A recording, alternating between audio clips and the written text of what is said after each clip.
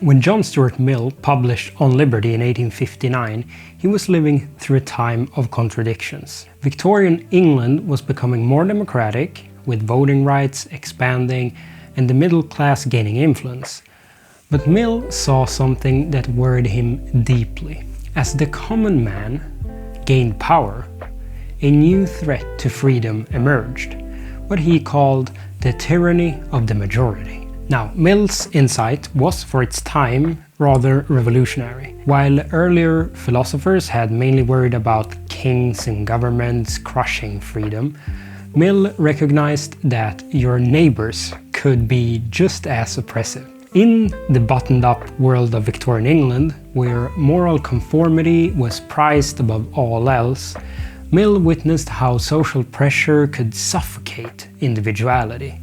He called this the despotism of custom. And if you've ever felt pressured to conform to social expectations, I think you know exactly what he meant. This wasn't just about laws, it was about the raised eyebrows, the whispers, the social exclusion that could destroy someone who dared to be different. Against this backdrop of social pressure, Mill developed his harm principle, to protect freedom not just from government control, but from the crushing weight of public opinion. And this is an insight that would make his philosophy uniquely relevant to our own social media-driven age.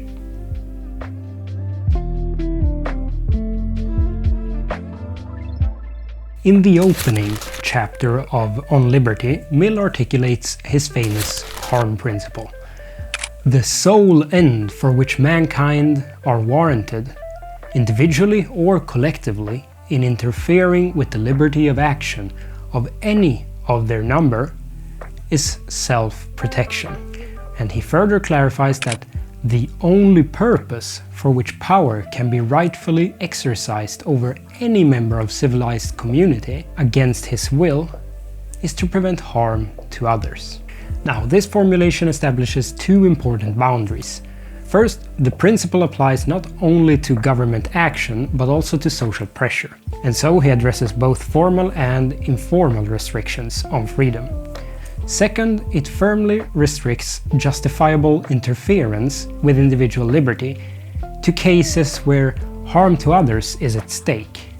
In this context, Mill primarily defines harm as direct, tangible injury or damage to others' interests or rights, not simply causing offense or disagreement. Significantly, Mill explicitly rejects paternalism, forcing someone to act in their own best interest, that is.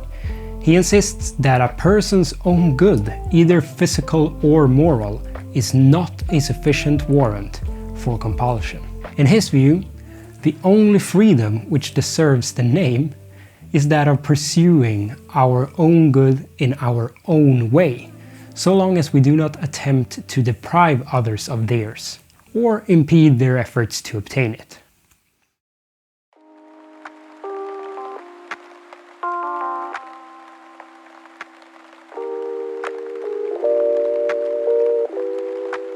Okay, so building on his harm principle, Mill develops a critical framework for distinguishing between self-regarding actions, which primarily affect the individual, and other-regarding actions, which may harm others. This distinction forms the practical core of his philosophy, as only other-regarding actions justify intervention.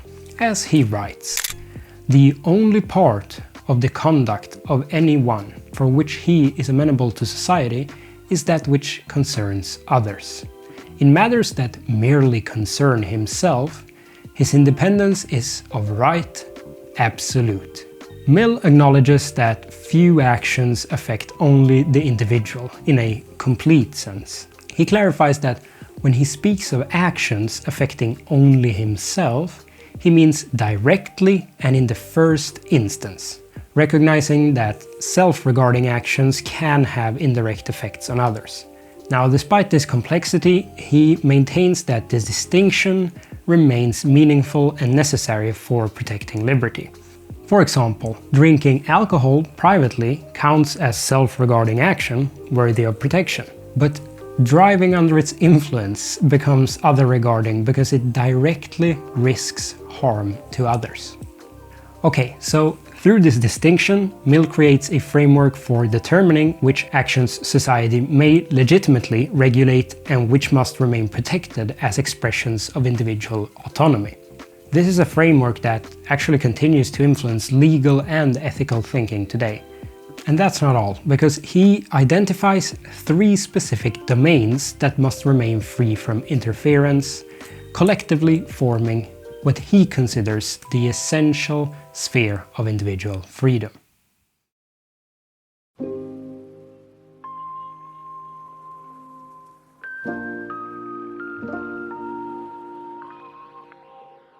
So firstly, we have the inward domain of consciousness. This encompasses the liberty of thought, feeling, opinions, sentiments.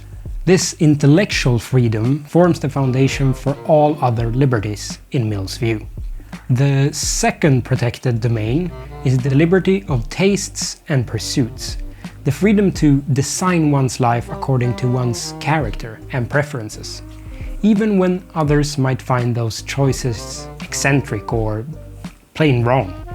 This experiment in living is crucial for both individual flourishing and social progression. Finally, Mill defends the liberty of combination, the freedom to associate with others for any purpose that does not harm third parties. This social dimension of liberty recognizes that meaningful freedom includes the right to join with others in pursuit of shared goals and values. Together, these 3 areas, liberty of thought and expression, liberty of tastes and pursuits, and liberty of association, create an interconnected sphere of freedom that allows individuals to develop their unique capacities while contributing to society's overall advancement.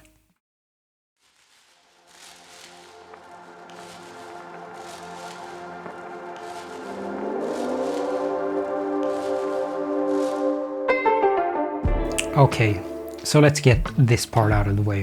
While he sounds like he's making an absolute stand for liberty, he's actually being quite practical. He's a utilitarian at heart. He believes in doing what brings the greatest happiness to the most people. Unlike philosophers who treat freedom as sacred and untouchable, think John Locke, Mill sees it as valuable because it actually makes society better off in the long run, not because it's intrinsically good in itself. Think of it this way. Mill is betting that when we let people chart their own course, everyone wins. As he puts it, we're all greater gainers by suffering each other to live as seems good to themselves, rather than by compelling each to live as seems good to the rest. It's not just about respecting rights, it's about creating a society that works better for everyone. Mill offers 3 compelling reasons for this. First, he points out that we're all fallible. Silencing opinions might accidentally silence truth. Second, he sees society as a laboratory where different lifestyles can be tested. Which approaches to life actually work? Well, we don't know. We can only find out if people are free to try different paths. And thirdly, and perhaps most powerfully, Mill argues that making our own choices develops our humanity.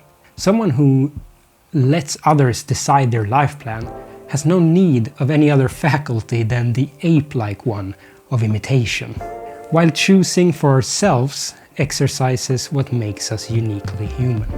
This utilitarian foundation helps explain why Mill isn't an absolutist about freedom. When actions genuinely harm others, limiting liberty can increase overall happiness, but it also explains his fierce defense of individual rights against majority opinion. Forcing everyone into the same mold doesn't just hurt individuals, it impoverishes society as a whole.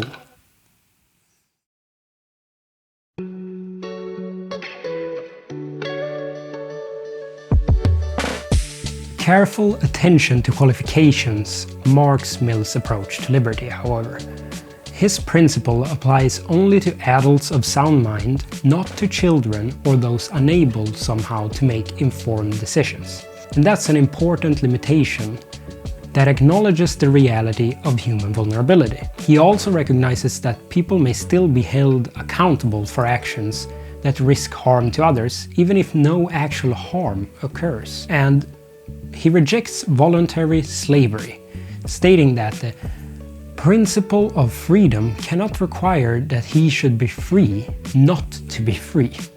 This seemingly paradoxical position makes sense within his utilitarian framework. Freedom's purpose is enabling individuals to pursue their own good, right? And giving up freedom completely negates this purpose, so it doesn't make any sense from his perspective. Mill also recognizes that meaningful freedom requires certain positive conditions, including education, basic welfare, among other things, to be effectively exercised. He advocates for universal education and expressed concern about how poverty could undermine liberty in practice. These qualifications reveal Mill's sophisticated understanding of freedom as more than simply the absence of restraint, a vision that acknowledges both the social conditions necessary for liberty and the legitimate boundaries of personal choice.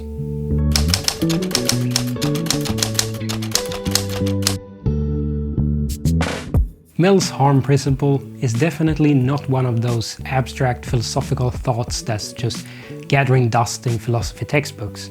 It's alive in our everyday debates when we argue about free speech on college campuses, privacy in the digital age, or the limits of government power during a pandemic. We're wrestling with the same question Mill tackled. How do we protect individual freedom while preventing harm to others? And I think what makes Mill's insight so powerful is how it cuts through moral posturing. He doesn't ask whether behavior is virtuous or traditional or popular. He asks the practical question: does it harm others? Of course, drawing the line between self-regarding and other-regarding actions isn't always easy. Is posting misinformation online purely self-regarding? What about refusing vaccination? Mill couldn't have anticipated these specific questions, of course, but his framework gives us a starting point for thinking them through.